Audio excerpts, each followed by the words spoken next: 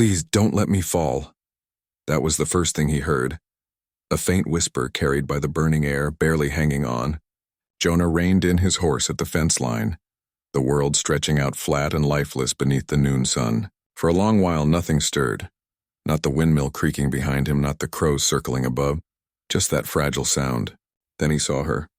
Half buried in the dust, a woman lay tangled in rope and torn cloth, her skin raw from the sun. Wrists blistered where the bindings had bitten deep. The earth was starting to claim her, but hadn't yet. Jonah swung down from his saddle slow, boots sinking into red clay.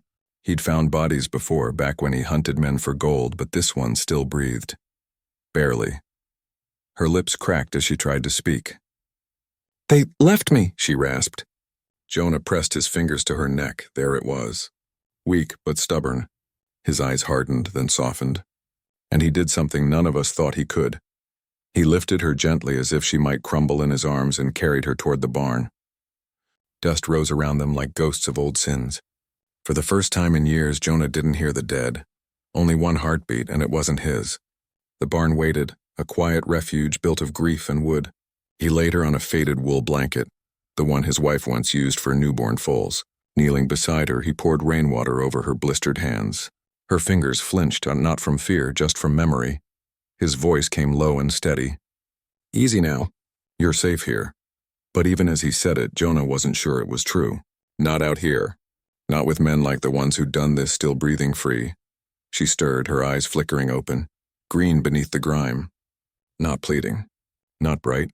"Just tired. Why'd you stop?" she whispered. "You could have kept riding."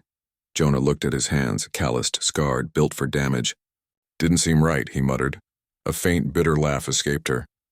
"Nothing out here seems right." He turned away before she could see how that sound cut through him. When he came back with fresh water, she was trembling. He laid his coat over her shoulders, then crossed to the cedar chest in the corner, one he hadn't opened since the day his wife died.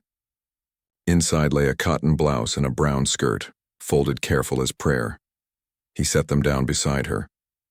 "They're clean," he said quietly. They were hers. The silence between them thickened. She swallowed. "They called me Eve." Jonah nodded slowly. "That's a good name. Means beginning." Her eyes drifted toward the rafters. "Feels more like an ending." Then, from the distance in a whistle, 3 short notes, sharp and clear. Jonah's head lifted, face turning hard. That sound wasn't chance. He knew it once. A signal between men who came to finish what they started. He glanced out the window. The desert burned white under the sun.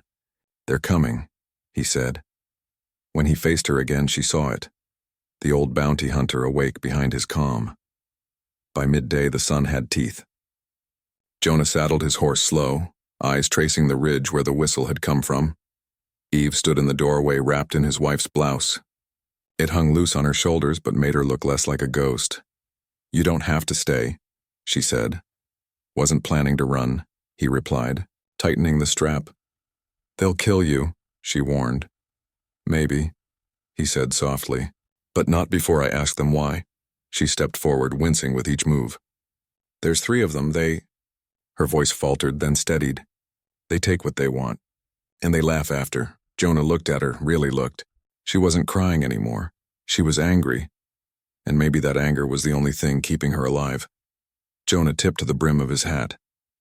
"If they come, you stay inside. Don't make a sound." Her jaw tightened. "And if you don't come back?" He gave her a half smile. "Then you wait till the wind stops." When he rode out, the windmill groaned behind him, slow, steady, like an old prayer losing faith.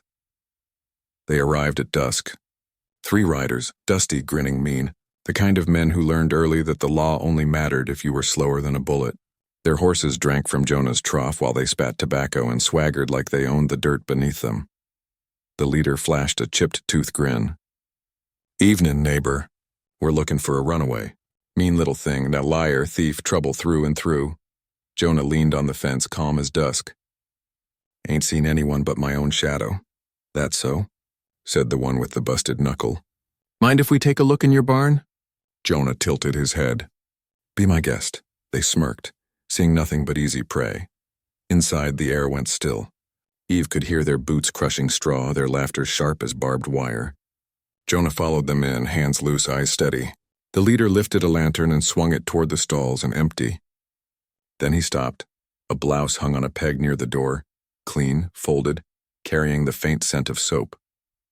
His grin soured into something cruel. Funny thing, rancher. You got a woman's blouse here, but no woman. Jonah said nothing. Maybe she's hiding under your mercy, sneered the one behind the hay bales. Eve bit her lip till it bled, not daring to breathe. Jonah's fingers twitched near his hip, then stilled. His eyes went narrow, voice calm as a storm waiting to break. Come back at dawn, he said. Bring your sheriff in if you've got one. They laughed as they left, boots kicking up dust. Stay with me, the narrator whispers. Because what happens next changes everything.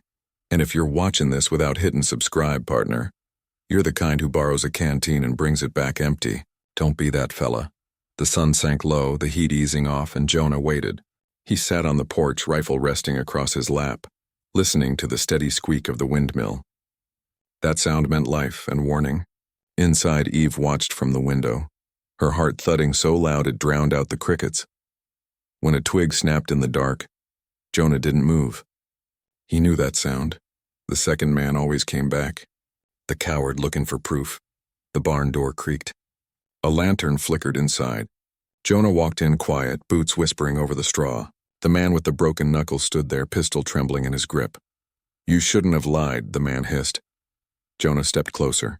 You shouldn't have lived. The pistol rose. Jonah moved faster. He slammed the barrel aside, grabbed the man's collar, and drove him into the wall. The lantern shattered, fire spilling like breath across the straw. For a heartbeat, both men froze. Then the flames leapt. Jonah hit him once, clean and final, then hurled the burning lantern out into the dirt. Eve screamed from above. Jonah looked up. She stood in the loft, his revolver shaking in her hands, aimed straight at the man who'd hurt her. She wasn't trembling from fear and only fury. The man spat blood. Go on then. Do it, Jonah met her eyes. You don't owe him that. The fire crackled, horses stamped, and time itself held its breath. Then she lowered the gun. No, she whispered. But you do, Jonah nodded once. The single gunshot ended it. You still with me? The voice asked. Good. Because this is where a man's past decides if his future's worth a damn. They buried him at dawn. No marker, just dust. The windmill turned behind them, groaning like an old clock counting down forgiveness. Eve sat on the fence rail, arms folded tight. The bruises on her wrists were fading. You ever get tired of saving people? She asked. Jonah shook his head. Ain't what I do. I just stopped the bleeding long enough for him to walk away. She smiled faintly. You didn't stop mine. No, he said. You did that yourself.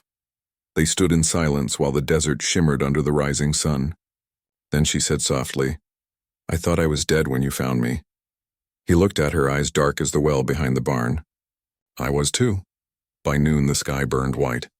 Eve stood beside the mare he'd saddled for her. A gentle one, steady as truth.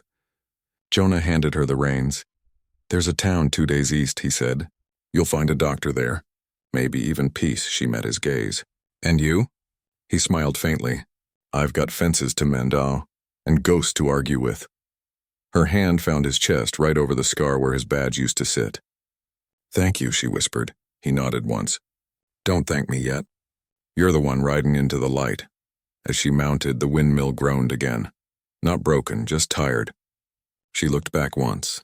You'll be all right someday, he said. She smiled. That's good enough. Jonah watched her ride until she became nothing but a shimmer against the horizon. The barn behind him stood quiet, the windmill turning slow. Every creak sounded like her name. Jonah Hale sat on the porch, hat low, and finally let himself breathe. Because in a world that only knew how to take, mercy, for once had given something back, and somewhere between the sky and the dust, a new beginning waited, quiet, stubborn, alive.